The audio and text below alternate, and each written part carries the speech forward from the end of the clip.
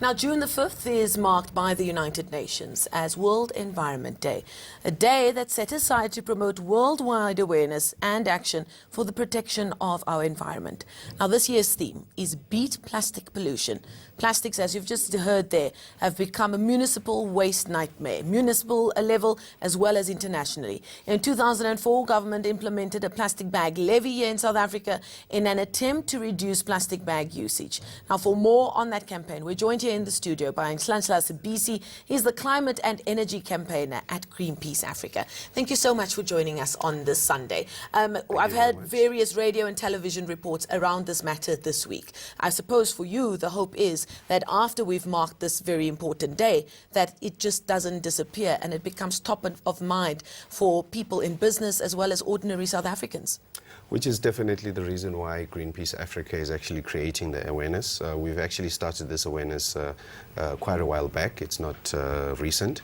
And basically what we're actually doing and saying is that we're actually highlighting the issues that are around plastic, the plastic pollution, as you mentioned, and sadly, unfortunately, in the case of South Africa, even though we've introduced a plastic levy, we still see that the pollution has not subsided; it has actually increased. So that tells us that we need to actually do an awareness directly to people and also appeal to industry, your plastic manufacturers, and we also have a campaign where we're actually putting pressure on your retailers, for example, like Wimpy and Ocean Basket, and we're saying that they have an opportunity as well, because if you use those examples that I've just given, they have an opportunity to actually offer alternatives as opposed to offering plastics. Now, if you go back to the report that we just aired, with plastics even reaching as far as Antarctica, obviously we need a multi-pronged approach at local level and internationally.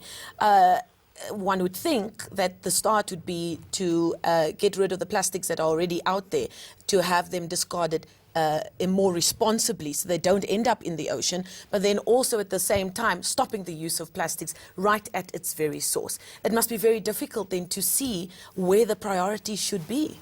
Well, the priorities, as you rightfully alluded, it should start locally. And we believe that as Greenpeace Africa, which is why we're actually doing this campaign in South Africa. And we also acknowledge the fact that, governments, for example, the South African government, they are part of treaties that are actually looking at this, and we commend them for that. But we're actually saying that locally we need to put a little bit more effort, whether it's through legislation, whether it's through creating more awareness, whether, via your TVs, etc. But we just need to create more effort in terms of saying to the ordinary person, as much as also putting pressure on industry, as I mentioned earlier on, to say that they should come up with alternatives, because unfortunately what we do locally also ends up in the very Antarctica that you're actually referring to, and we share these oceans internationally, through your maritime transport systems, etc. And we have a moral obligation, on the other hand, to say that as human beings, we are the people who are actually polluting the planet. It's not the animals. And unfortunately, it affects the animals. Like we've seen examples in the marine life, the kind of pollution that we're seeing. It's literally killing marine life. And it's also affecting our, our rivers, the ecosystems in the rivers, etc. So we have a moral obligation as human beings to actually, look at these issues and put more concerted effort. And yes, it should spill out internationally. And the good thing is that we are seeing, good examples out there. For instance, in Kenya and recently Uganda, they've literally banned the use of handbag plastics. Oh. So we could actually, go in that direction and also try and find ways in which we can, especially ban, the single-use plastics that we are campaigning, against. And so now the South African government in 2004, I remember it was a big hoo-ha when they made the decision to implement that plastic bags levy. More than 10 years on, has that plastic bags levy had an impact? And what would you like to see as the next step on that front? Unfortunately, we don't see, the impact happening.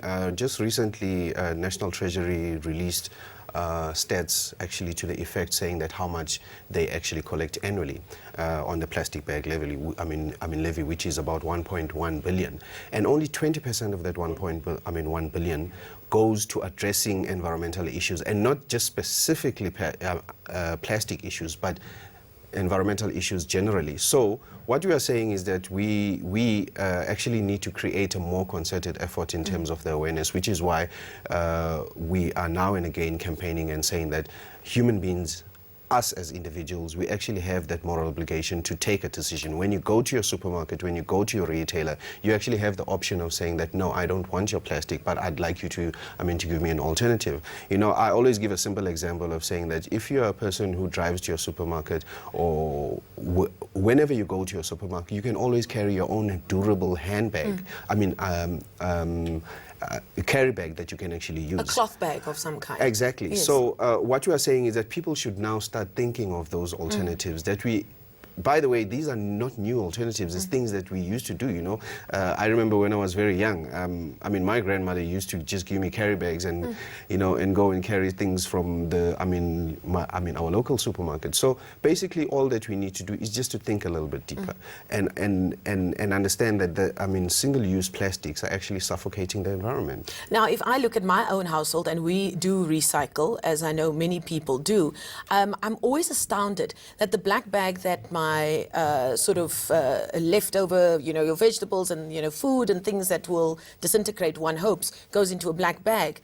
The bags that the recycling goes into are much bigger. There's much more that's going into that's going into the black bag. I mean, that's just a practical display of the problem that we're up against.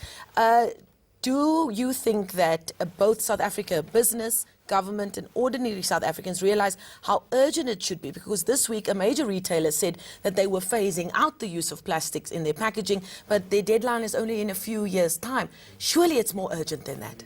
Yes, it's definitely more urgent than that, because right now, as we are speaking, from a stats point of view, we only recycle just above 9% globally. That's not good enough. That's not good enough. And around 90% of that actually is what we see in the oceans, what we see in our rivers, what you see as you are driving around, coming here to the studio, on the streets, etc., etc. So we are saying that that's not good enough. It means that even if, as you said, this retailer mentioned that it's going to be phased out in a couple of years, that's just not good enough, because the damage is already done. So what we are saying is that the current damage needs to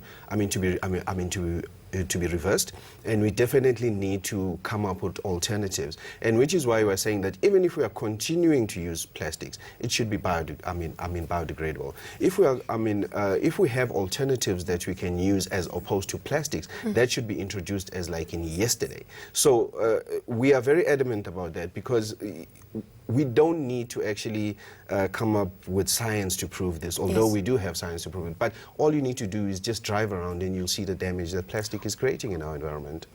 On just a more positive note, I have noticed, though, that it seems the younger generation are far more clued up. I've sat in gatherings where children are schooling their parents because they're getting this at school now as part of their new curriculums and the things that they're being taught. There is perhaps hope that the younger generation will indeed, or is already, taking the lead to ensure that we don't do even more damage than we have already. Yes, the younger generation, they are very much aware, and you are right in the example that you've given, because we also have examples where we are reaching out to the youth. And what I can say is that that's very much commendable, and that actually speaks to the awareness that we're doing, that we also need to reach out to the youngsters. But also what we need to do is to say that even the current trend is just not acceptable. We need to actually curb it. And through the awareness that different organizations, which is, including Greenpeace Africa, we are doing these campaigns to actually create that awareness. And I'm glad that you've mentioned that example, because that's a very good example. The youth, they latch onto something very quickly, as opposed to, to us elders. We take time to actually get to... Because change is not easy, but it needs to happen. I thank you so much for your time. And Nhlanhla Sibisi, a climate and energy campaigner with Greenpeace Africa, giving us some great insight in what our country, the continent, indeed the world is facing as we try and fight the scourge of plastic pollution in the world. We thank him for his time. We'll have more on that story over the coming hours and days indeed. Coming up,